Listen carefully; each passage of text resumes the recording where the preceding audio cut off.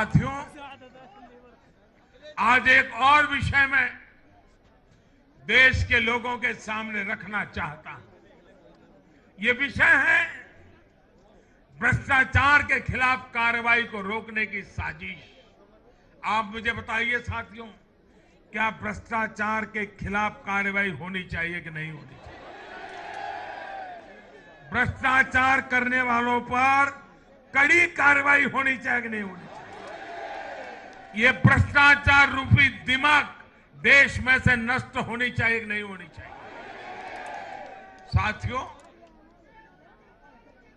हमारे देश में भ्रष्टाचार के खिलाफ लोगों में, भ्रष्टाचारियों के खिलाफ, ऐसे लोगों के प्रति एक भयंकर नफरत का भाव रहता है। देश की गाढ़ी कमाई को लूटकर अपनी तिजोरी भरने की ये प्रवृत्ति कुछ लोगों की पहचान के साथ जुड़ गई है। भारतीय जनता पार्टी 2014 में एक ईमानदार सरकार का वायदा करके चुनाव जीती थी और हमारी ईमानदारी को देखकर 2019 में जनता ने हमें और ज्यादा आशीर्वाद दिया।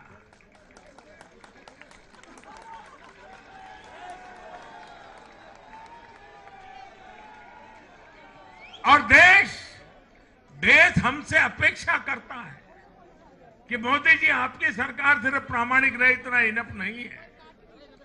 आप ही हैं, आप ही की सरकार है जो भ्रष्टाचारियों को सजा कर सकती है, उन पर कठोर से कठोर कार्रवाई कर सकती है। मुझे बताइए, जनता की इस अपेक्षा को मुझे पूरा करना चाहिए कि नहीं करना चाहिए? जनता की आशा आकांक्षा के लिए सरकार ने जिम्मेवार व्यवहार करना चाहिए कि नहीं करना चाहिए? लेकिन आज हम देख रहे हैं जो निष्पक्ष संस्थाएं, जो पूरी तरह इंडिपेंडेंट है, वे अगर भ्रष्टाचार के खिलाफ कार्रवाई करते हैं तो ये लोग और उनका पूरा इकोसिस्टम अब भ्रष्टाचारियों की रक्षा करने के लिए, उन संस्थाओं को बदनाम करने के लिए मैदान में आ गए हैं।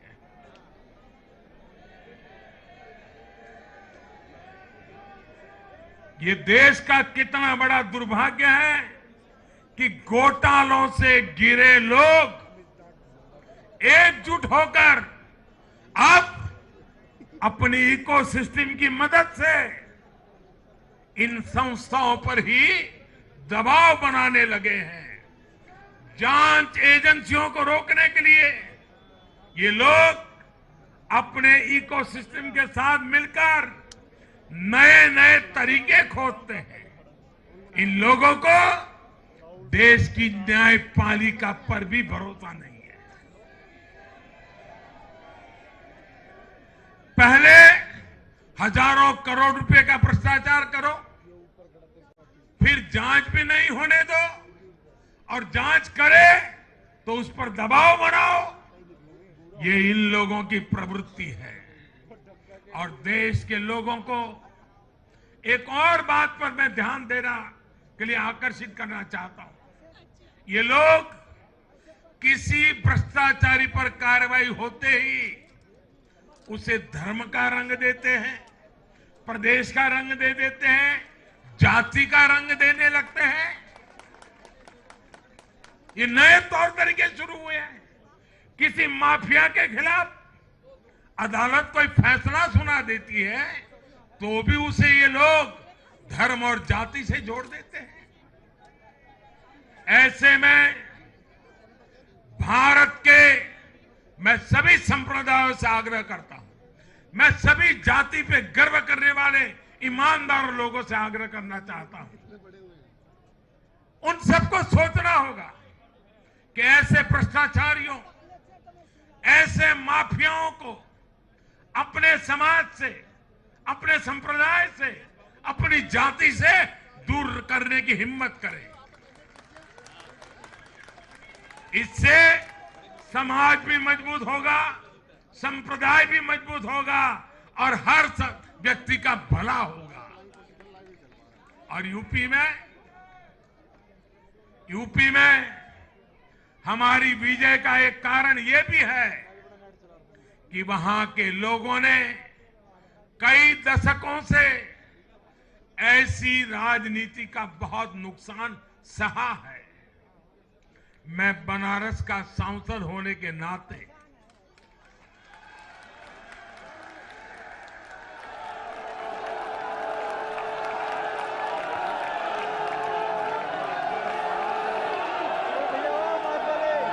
यूपी के लोगों के प्यार और आशीर्वाद ने मुझे भी यूपी वाला बना दिया।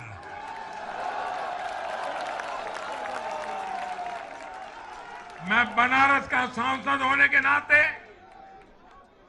मेरे अनुभव से कह सकता हूं, यूपी के लोग ये बात समझ चुके हैं कि जाति को बदनाम करने वालों से, संप्रदाय को बदनाम करने वालों से अब दूर रहना है और राज्य के विकास को ही सर्वोच्च प्राथमिकता देनी है। साथियों, इन चुनावों में मैंने लगातार विकास की बात की।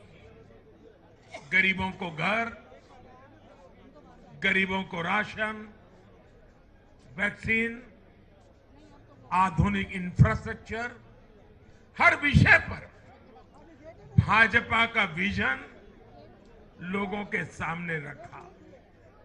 इसके साथ ही जिस एक बात पर मैंने सबसे ज्यादा चिंता जताई थी वो थी गौर परिवारवाद। मैंने राज्यों के लोगों को बताया कि कैसे मैं किसी परिवार के खिलाफ नहीं हूं, नहीं मेरे किसी की व्यक्तिगत दुश्मनी है। मैं लोकतंत्र की चिंता करता हूं और मैं सभी ज्ञानियों को कहता हूं, जरा लोकतंत्र के तराजू पर इन चीजों को तोल के देखो।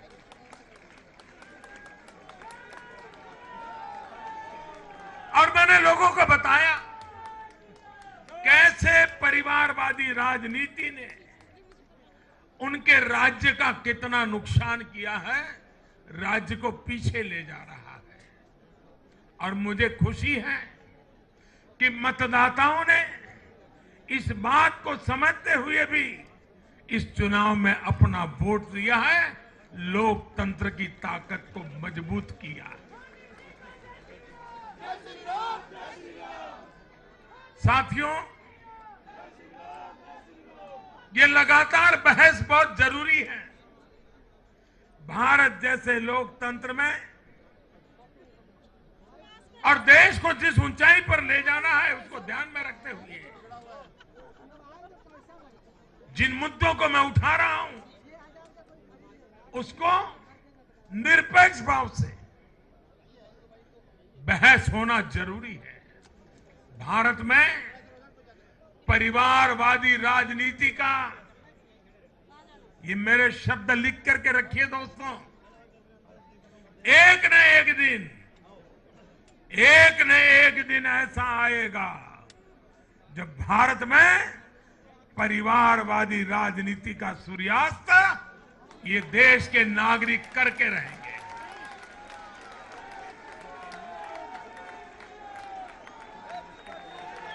इस चुनाव में देश के मतदाताओं ने अपनी सूझबूझ का परिचय दिखाते हुए ये क्या होने वाला है इसका इशारा कर दिया है।